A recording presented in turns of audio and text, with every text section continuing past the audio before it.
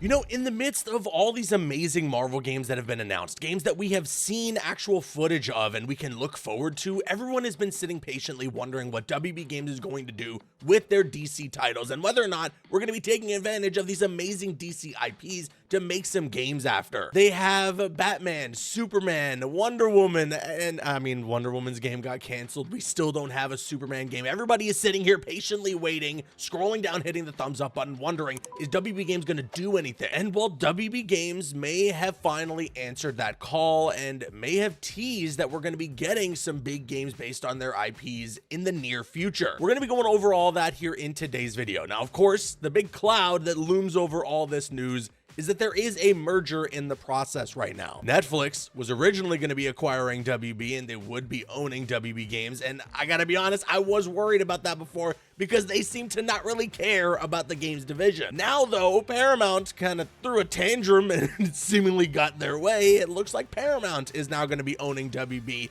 and will then own WB Games. But I gotta be honest, that also worries me. Paramount is going to go like $100 billion in debt after this acquisition if it goes through, and that's just gonna lead to mass layoffs. It's maybe gonna lead to some studio closures, and who knows, maybe Paramount also aligns with Netflix in that they maybe don't really care about that games division, and they might look at some of those studios and say, hey, we can make a quick buck off of selling some of those studios off. I don't know, I'm really worried about all that stuff, but let's just pretend none of it is happening for a second, because WB Games have made some statements about their upcoming slate in the next few years. We have an article here from Variety with the headline that Warner Bros. Discovery leaders talk stunning film studio revival, a reset year for gaming, and Discovery Global Cable spin-off plans. So this is kind of an article that goes over a lot of what is happening at WB currently, not just the games, but obviously what we're going to be focusing on here in today's video is the game side of things. So a piece of the article here refers to JB Perrette, who's currently the guy running things at WB Games, and it mentions here that Perrette, who oversees global streaming and gaming for WBD, noted that HBO is banking on some 10 years of Harry Potter branded series starting next year. He says here, and I quote, "We have great visibility to a strengthening content plate, which is at the core of everything we do." Perrette also then mentioned that 2025 last year was kind of a reset year for WB Games, as they needed to take a little bit of time after some major flops that was Suicide Squad Kill the Justice League,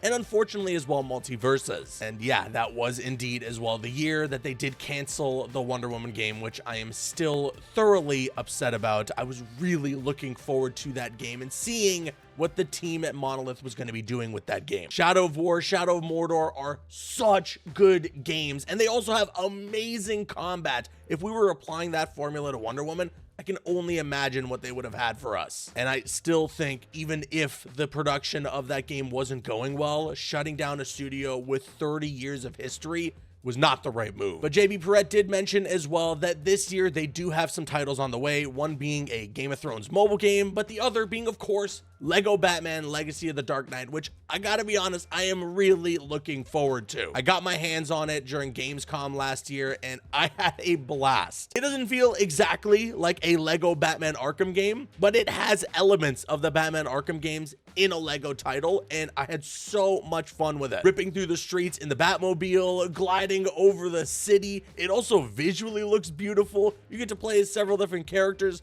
I can't wait. And it really does look like, you know, this could be a year for WB Games to finally come back into the light, finally release a title that is almost universally loved, at least we can hope. But the article then mentions here that Perrette hinted at bigger things to come in the next year. He says here, the real fruits will start coming in 27-28, meaning 2027 and 2028, when we return to some of our biggest franchises. Perrette didn't specify any titles, but it's likely he was referencing the push for the studio to release a Hogwarts Legacy game sequel that will coincide with the debut of HBO's Harry Potter series. And admittedly, that was one of the first things that came to my mind as well when I read through this article. JB Perrette specifically mentions that there is a new Harry Potter series coming out that they want to run for the next several years, so they obviously want to have a new Hogwarts Legacy game out to kind of coincide and cross market with that. It makes a lot of sense, it works really well, and it's also pretty much the average dev cycle from between the first game through to the second game. But I mean, he mentioned that they would be returning to some of their biggest franchises, plural, in the next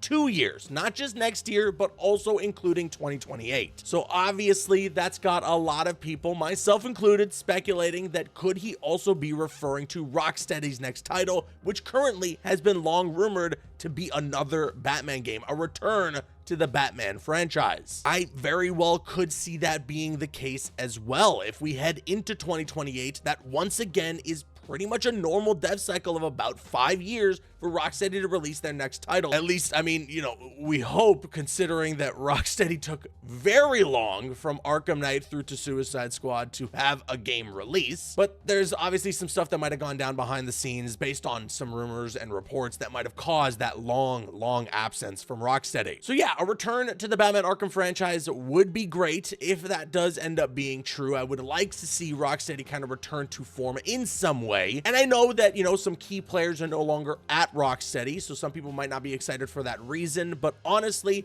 if the blueprint is just starting at have the Batman Arkham combat and have the Batman Arkham traversal, we're off to a great start. I want the story to be good, of course, but if we got a new Batman game and it just had at least those two things, I could be somewhat happy. In a perfect world, in Dream World where the pigs can fly, it would be Batman Arkham Beyond. We'd get Terry McGinnis, we'd be in a futuristic Gotham City, and it would be so sick. But for some reason, WB just doesn't want to take advantage of that IP at all. I don't know if you guys remember, but there were images of concepts from a Batman Beyond animated film that was just canceled, that didn't move forward at WB, and it's like, what are we doing here? So for as much as WB likes to talk about how they want to take advantage of some of their biggest IPs, it really does feel like at the end of the day, they just want it to be Batman, Batman, Batman, Harry Potter, Harry Potter, Harry Potter, Game of Thrones, Game of Thrones, Game of Thrones. Nothing else exists. Let's get a game about Superman. It is so past due. Let's get a title about, like, I don't know, Green Arrow. Give me like a Teen Titans co-op game or something. There's so much that they can do. There's so many IPs that they own. And then obviously when we're talking about returning to some of their biggest franchises, we're wondering what NetherRealm is going to be working on next. And I know this worries a lot of people that he could be insinuating that NetherRealm might just go back to another Mortal Kombat, but I really don't think that's the case. I honestly do believe that at NetherRealm,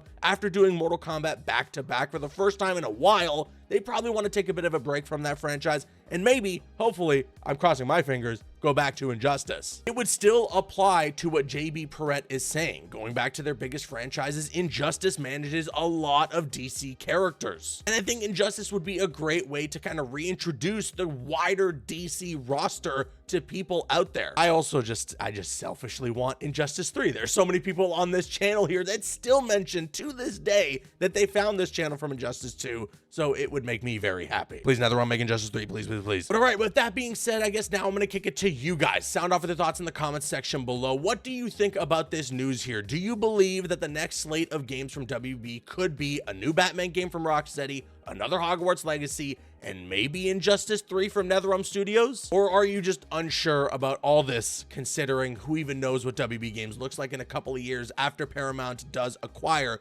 WB? Sound off with all your thoughts in the comment section below. I've been Caboose. I'll see you guys later.